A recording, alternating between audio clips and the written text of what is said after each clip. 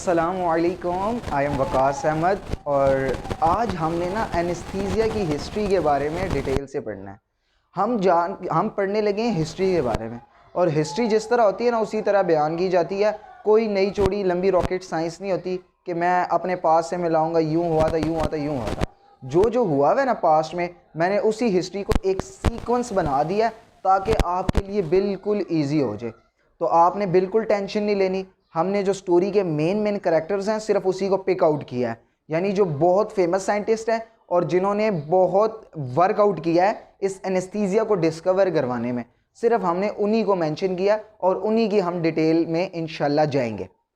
अब देखें, अगर हम हिस्ट्री ऑफ एनेस्थीसिया पढ़ने से पहले ना बैक साइड पे चले जाए, यानी 17वीं सेंचुरी से अगर हम पीछे वाली साइड पे चले जाएं, तो उस टाइम क्या होता था? तलवारों का दौर होता था। तलवारों का दौर होता था। अगर किसी को कट वगैरह लग जाता था या किसी को ज़ख़म हो जाता था तो उसका हाथ काटना पड़ता था या उसकी टांग काटनी पड़ती थी। 2-3 बंदे आते थे, उसको पकड़ा हुआ होता था ज़ोर से, और डॉक्टर आता था। डॉक्टर उसका हाथ काट रहा होता था आरी से, उसकी हड्डी भी काट रहा होता था। टांग काटने वाली होती थी, 5-6 बंदे पकड़े होते, उसको ज़ोर से बांधा हुआ होता था और डॉक्टर आरी ले के उसकी टांग काट। इंतहाई पेनफुल बात थी। किसी किस्म का कोई भी ऐसा हमारे पास ट्रीटमेंट नहीं थी या कोई भी ऐसा प्रोसीजर नहीं था कि यार हम उस बेचारे को पहले दे सकें। उस बेचारे को पहले से इतना दर्द हो रहा है, उसका इतना खून पहले से ही निकल गया है, उसके बावजूद हम उसको शदीद जानवरों की तरह पकड़ के आरी से उसके हाथ काट रहे हैं, उसकी टांगें काट रहे हैं, और किसी बंदे को उस पर तरस भी नहीं आता था। तरस इसलिए नहीं आता था, वो लोग कहते थे यार हम तो इसकी बेहतरी के लिए कर रहे हैं, अगर हम ये नहीं करेंगे तो इसने तो मर जाना है, हम उसकी बेहतरी के लिए कर रहे हैं। इसी तरह जो फीमेल्स होती थी, फीमेल्स की जब डिलीवरी होती थी सिजेरियन होता था। बेचारी को पहले इतनी तकलीफ हो रही होती थी और उसके बावजूद जो है ना ब्लेड्स लेके उनको कट्स लगाए जाते थे। एज ए रिज़ल्ट ऑलरेडी इतनी ज़्यादा ब्लीडिंग हो रही होती थी और किसी किस्म का ना कुछ भी नहीं था ना हमारे पास, कुछ भी नहीं था कि यार हम इस औरत को दे सके। कम से कम इसको जो पेन हो रहा है यार, पेन तो कम हो सके ना, जो पेन का परसेप्शन है वो रिड्यूस हो सके। बेशक जो है ना जो मर्जी होना, थोड़ा बहुत तो दर्द हो सके। तो एज ए रिज़ल्ट हमारे पास ना कुछ भी नहीं था, कुछ भी नहीं था। हम वैसे ही हाथ पे हाथ धरे, बस पेशेंट आया, जानवरों की तरह उसे पकड़ा, पकड़ के जो है ना हाथ काट दिया, टांग काट दी। कोई भी छोटा मोटा ज़ख़म होता था ना, हाथ काटने के अलावा कोई और ट्रीटमेंट नहीं होती थी। ट्यूमर हो गया हाथ पे, टांग पे ट्यूमर हो गया, किसी और जगह पे ट्यूमर हो गया, तो पकड़ा जाता और हाथ काट दिया, टांग काट दिया, उंगली काट दी, कभी कुछ भी। इसी तरह अगर डेंटिस्ट के पास अगर किसी ने जाना होता था तो डेंटिस्ट क्या काम करते थे कि जबड़े के करीब ना जॉ, पूरा ब्लेड लेके ना उसका जॉ काटते थे, उसका दांत काटते थे, काटते रहते थे, काटते रहते थे, काटते रहते थे। उसके बाद प्लास से पकड़ के जोर से खींचते थे, खींचते थे, खींचते थे। बंदा चीखता रहता था, चीखता रहता था। उसको 3-4 बंदों ने पकड़ा हुआ होता था, ना हिल सकता था ना कुछ। और उसके बाद उसका इस तरीके से दांत निकाला जाता था। और अगर रूट केनाल करवानी हो ना तो फिर तो मतलब सोचा भी नहीं जा सकता था। तो इस तरह बहुत सारे लोग ऐसे होते थे जो मरने को प्रेफर करते थे, लेकिन सर्जन्स के पास नहीं जाते थे। वो कहते थे बेशक हम मर जाएं लेकिन हमारा हाथ ना काटा जाए, हमारी टांग ना काटी जाए। इसी तरह जो फीमेल्स होती थी वो भी जो है ना सिजेरियन करवाते हुए इतना डरती थी, इतना डरती थी कि जैसे उसे हॉस्पिटल रूम में या ऑपरेशन थिएटर में लेके जाया जाता था तो वो पहले से ही डर के मारे बेहोश हो चुकी होती थी। तो इतनी जो है ना ज़्यादा क्रिटिकल सिचुएशन थी। तो अब इस लिहाज से हमें कुछ ऐसी मेडिसिन, कुछ ड्रग्स बनाने की ज़रूरत थी जिसकी वजह से यार हम पेशेंट को दे सके, पेशेंट थोड़ा सा अनकॉन्शियस लेवल में चला जाए, उसको थोड़ा सा दर्द कम हो। इस लिहाज से ना जो पहले पहले लोग थे ना वो 3 काम करते थे। पहला काम क्या होता था? उसको मॉर्फिन सुंघा दी जाती है। ओपियम पॉपी प्लांट था, उससे मॉर्फिन निकालते थे, हशीश या चरस जिसे कह सकते हैं। अब उसे, या भंग भी आप कह सकते हैं, भंग भी, इस तरह की चीज़ें जो है ना उसको पिला दी जाती थी। अब वो पिलाने के बाद थोड़ा सा वो टन हो जाता था और पेन जो है ना उसे कम, थोड़ा सा टन होने से मेरा पेन तो कम नहीं होता था, लेकिन एज ए रिजल्ट उसका जो कॉन्शियस लेवल है ना वो थोड़ा सा रिड्यूस हो जाता था। उसके अलावा दूसरा काम क्या करते थे? दूसरा काम ना उस बंदे को अल्कोहल पिला दी जाती थी, शराब पिला दी जाती थी। शराब पिलाने के बाद भी ना जो उसका कॉन्शियस लेवल है थोड़ा सा डाउन हो जाता था। एज ए रिजल्ट उसको पेन उस लेवल का नहीं होता था जो शराब पिलाने से पहले हुआ करता था। लेकिन इसके भी बड़े नुकसान हैं, और इसके नुकसान सबसे पहला ये है कि हर बंदा शराब नहीं पी सकता, स्पेसिफिकली बच्चे नहीं पी सकते। दूसरा, बहुत सारे रिलीजन ऐसे हैं जिनमें शराब हराम है, जैसे मुसलमान थे, अगर आप उनको कह देते कि यार आप शराब पी लें उसके बाद हम आपकी सर्जरी करेंगे, तो कोई भी नहीं पीता था। तो उसकी वजह यह है कि मतलब उनको तो इस्लाम में हराम है, इस्लाम में ये कॉन्सेप्ट है कि अगर बंदा शराब पी लेता है तो उसकी मगफिरत नहीं होती और वो सीधा जहन्नम में जाता है। तो एज ए रिज़ल्ट क्या होता था कि बहुत सारे लोग ऐसे होते थे जो शराब को इनटेक नहीं कर पाते थे। जैसे अब मिसाल के तौर पे जिस औरत की डिलीवरी होनी है उसको भी तो शराब नहीं पिलाई जा सकती, क्योंकि प्लेसेंटा को वो क्रॉस करके बच्चे को नुकसान पहुंचा सकती है, और बच्चों को भी नहीं पिलाई जा सकती। तो अब आहिस्ता आहिस्ता आहिस्ता आहिस्ता नई डेवलपमेंट की तरफ हम जाना स्टार्ट हो रहे थे, क्योंकि ये पुरानी चीज़ें हमारे पास ना फेल हो रही थी और इतना ख़ास वर्कआउट भी नहीं था। तीसरा, कोकेन का भी थोड़ा बहुत यूज़ हो चुका होता था, थोड़ा बहुत उसको कोकेन पे ला देते थे, तो उसके बाद उसकी जो कॉन्शियस लेवल है ना वो उस लेवल तक नहीं रहती थी। लास्ट और फाइनल स्टेप क्या होता था कि अगर कोई बंदा शराब भी नहीं पी रहा या कोकेन वगैरह का भी यूज़ नहीं कर रहा, तो फिर क्या होता था कि हकीम साहब ना उसको पीछे से किसी पत्थर से या किसी डंडे से या किसी भी तलवार की जो नोक होती है उससे मारते थे।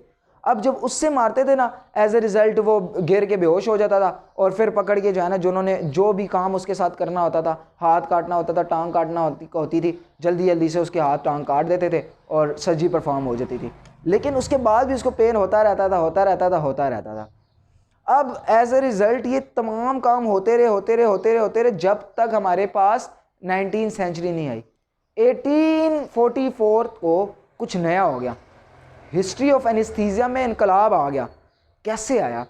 हुआ कुछ ऐसा कि हमारे पास एक हॉस्पिटल था जिसका नाम है Massachusetts general hospital. Massachusetts general hospital ये बहुत बड़ा हॉस्पिटल था, नॉर्थ अमेरिका के अंदर बहुत बड़ा था, और तकरीबन अभी भी जो है ना ये इंटरनेशनल लेवल पे अगर आप टॉप 50 हॉस्पिटल सर्च आउट करते हैं ना जो इंटरनेशनल मेयार के मुताबिक है, स्टैंडर्ड्स के मुताबिक है, तो उसमें एक ये हॉस्पिटल भी आएगा। अब इस हॉस्पिटल में ना सर्जरीज परफॉर्म होती थी। बहुत कम हॉस्पिटल थे नॉर्थ अमेरिका में ना, पूरे अमेरिका में, नॉर्थ अमेरिका में 2-3 हॉस्पिटल्स ऐसे थे जहाँ पे सर्जरी होती थी, कोई भी सर्जरीज परफॉर्म नहीं करता था। तो इसमें भी सर्जरी काफ़ी सारी होती थी।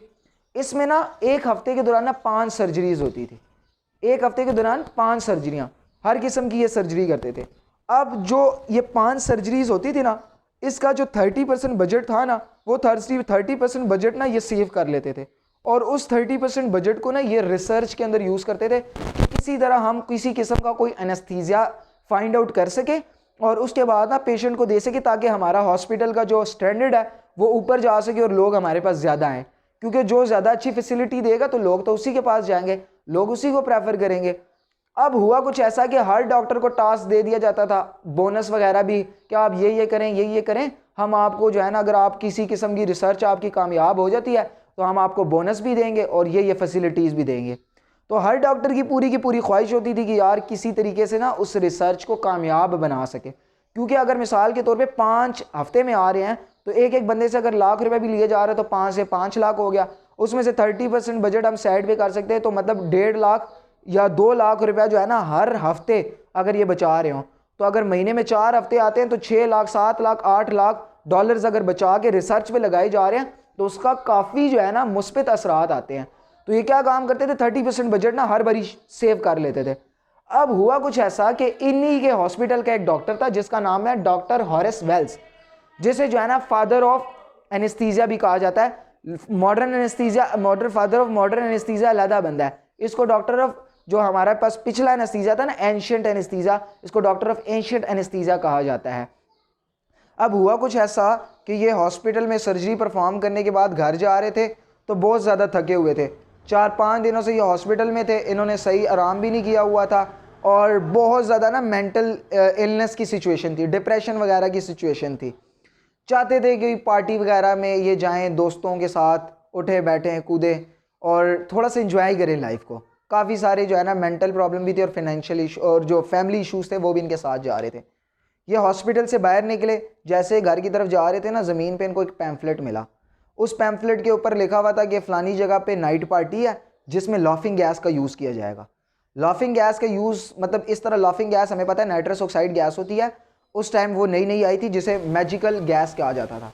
अब वो गैस ऐसी थी कि मिसाल के तौर पे कोई भी उस गैस को इनटेक कर लेगा ना तो वो हंसता रहेगा, डांस करेगा, नाचेगा, गाएगा और खेलेगा, कूदेगा और मतलब उसकी जो सेल्फ ईगो है ना वो मुतासिर नहीं होगी, डैमेज नहीं होगी। यानी बहुत सारे लोग ऐसे होते हैं ना जो शर्माते हैं, जो स्पेसिफिकली जो साइंटिस्ट लोग होते हैं, आप उनको ले जाए, उनको कहीं डांस करके दिखाएं, उनको डांस ही नहीं आता, उनको शर्म आती है। गाना गा के दिखाएं, उनको गाना ही नहीं आता। तो अगर ये लाफिंग गैस वो सूंघ लेते हैं ना, तो उसके बाद वो कंटिन्यूसली नाचने भी लग जाते हैं, खुद ब खुद हंसने लग जाते हैं, गाना गाने लग जाते हैं। तो अब इसने जो है ना डॉक्टर हॉरेस ने जो है ना सोचा, डॉक्टर हॉरेस वेल्स ने सोचा कि यार क्यों ना रात को एंजॉय कर लिया जाए। तो ये पहुंच गए रात को पार्टी के अंदर। पार्टी के अंदर पहुंचे तो वहाँ पे जो है ना एक जो अटेंडेंट था जो जादू कर रहा था, वो उसने लेडीज़ को बुलाया और बारी बारी जो है ना उसके पास वो नाइट्रस ऑक्साइड का सिलेंडर था, मास्क पहनाता था, उससे गैस इनटेक होती थी। वो हंसते रहते थे। सारे लोग कहते थे ओह जादू हो गया है। मतलब अजीब सी सिचुएशन थी ना, मतलब शुरू का दौर था। अब हुआ कुछ ऐसा कि ये ना डॉक्टर साहब उसको नोट करते रहे कि यार आखिर में असल में हो क्या रहा है। इनको तो पहले से ही पता था कि ये नाइट्रस ऑक्साइड मतलब लाफिंग गैस है, लेकिन उसके बावजूद इनको ये नहीं पता था कि यार ये मतलब किस तरह करती है, किस तरह ये जाके मतलब हंसी क्रिएट करवाती है वगैरह वगैरह। अब ये उस सोच में गुम थे कि यार ये गैस कहाँ जाती होगी, किस तरह जो है ना ये हंसी क्रिएट करवाती है, किस तरह बंदे का जो कॉन्शियस लेवल है उसे डाउन कर देती है और इसका जो सेल्फ ईगो लेवल है वो डाउन हो जाता है और एज ए रिजल्ट बंदा गाने भी लग जाता है, नाचने भी लग जाता है।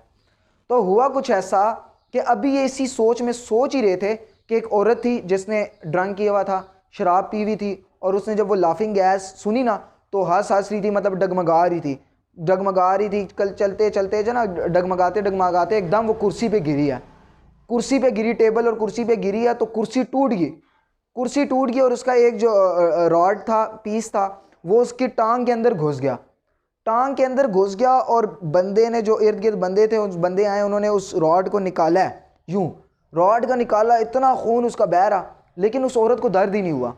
वो औरत चीखी चिल्लाई नहीं। यानी मिसाल के तौर पे अगर मैं आपको पिन भी चुबो दूं ना, आप वही करोगे, मतलब आपको आपका नर्वस रिफ्लेक्स एकदम आपका ना मतलब जगाएगा। ये चीज़ इनके लिए बड़ी हैरान कुन साबित हुई कि यार ये क्या सीन हो गया। इतना जो है ना मतलब इतनी ज़ोर से इसका रॉड गया और इतनी गोश्त के अंदर घुस गया और निकाला भी गया, इतना खून भी निकल आया और इनको दर्द ही नहीं हुआ। अब ये चीज़ जो है ना फ़ौरन इनके जहन में एक आइडिया आया। इन्होंने कहा ये काम तो एनेस्थीसिया करता है कि यार दर्द ना हो। इन्होंने कहा कि क्यों ना ये काम मैं सर्जरी परफॉर्म करते हुए डायरेक्ट इंसानों पे करूँ। जो काम इनके साथ हुआ है वो काम मैं डायरेक्ट इंसानों पे करूँ। ये डेंटिस्ट थे बहुत बड़े। इन्होंने क्या काम किया, मीडिया वालों को बुलाया और इर्द गिर्द आपको ये पिक्चर नज़र आ रही होगी, इर्द गिर्द बहुत सारे लोग हैं जो इनके काम को देख रहे हैं। इन्होंने सर्जरी परफॉर्म करनी है। पिक्चर नज़र आई है आपको? ये पिक्चर में क्या कर रहे हैं, तमाम के तमाम लोग बैठे हुए हैं और यहाँ पे जो है ना थोड़ा बहुत मीडिया वाले भी थे, जो राइटर स्पेसिफिकली आप अखबार के कह सकते हैं, प्रिंट मीडिया, उनको भी बुला लिया और उनको कहा कि मुझे एक मैजिकल चीज़ मिली हुई है। यानी बड़ा सा जो है ना, इन्होंने जो हॉस्पिटल का जो मैनेजर था उसको भी बुला लिया, सारे लोगों को इन्होंने इकट्ठा कर लिया और कहा कि मुझे एक मैजिकल चीज़ मिल गई है और वो ऐसी चीज़ है जो दुनिया में इनकलाब ले आएगी, हमारा हॉस्पिटल बहुत ऊपर चला जाएगा।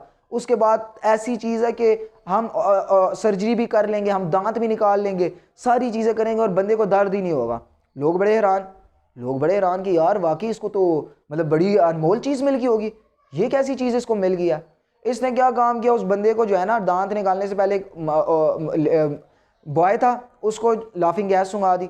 अब जब लाफिंग गैस सूंघवाई है ना तो वो बंदा थोड़ा थोड़ा हंसने लग गया, थोड़ा हंसते इन्होंने उसको पकड़ा हुआ था और उसका जो है ना दांत निकालना था। अब इसने दांत निकालने के लिए ब्लेड उठाया, ब्लेड से काटता रहा, एकदम बंदा चीखने लग गया, चीखता रहा, कहता मुझे दर्द हो रहा है। जिस तरह एनेस्थीसिया लगाते हैं ना डॉक्टर, लगाने के बाद उसको यूं मारते हैं और कहते हैं कि बताओ जी दर्द हो रहा है, वो कहते हैं जी हाँ हो रहा है। इसी तरह उस बच्चे को जैसे ही उन्होंने ब्लेड से काटना स्टार्ट किया, दांत वो चीखता रहा, मुझे दर्द हो रहा है। अब एज ए रिजल्ट इनके जो हॉस्पिटल की वैल्यू है ना डाउन होना स्टार्ट होगी। प्रिंट मीडिया में भी आ गया, लोगों में भी खौफ हरास फैल गया कि यार ये इसने क्या कर दिया, और ये जो है ना बहुत गंदा एक्सपेरिमेंट फेल हो गया। उसकी वजह क्या पता है? उसकी वजह ये थी कि लाफिंग गैस ना एनाल्जेसिक है, यानी वो पेन को कम करती है, एनेस्थेटिक नहीं है। वो जो है ना पेन को मतलब पेन के परसेप्शन को रोकती नहीं है। ऐसा कभी नहीं होगा कि इंसान बेहोश हो जाएगा, उसे दर्द नहीं होगा, दर्द होगा लेकिन कम होगा। तो ये बात जो है ना डॉक्टर हॉरेस वेल्स को नहीं पता थी। डॉक्टर हॉरेस वेल्स का ये वाला एक्सपेरिमेंट बहुत गंदा फेल हो गया। जैसे ही ये एक्सपेरिमेंट फेल हुआ, इनके अस्पताल की वैल्यू डाउन होगी, लोगों का डॉक्टरों के ऊपर एतमाद कम हो गया, और मतलब इनके जो हॉस्पिटल की इमेज थी ना बहुत ज़्यादा डाउन होगी।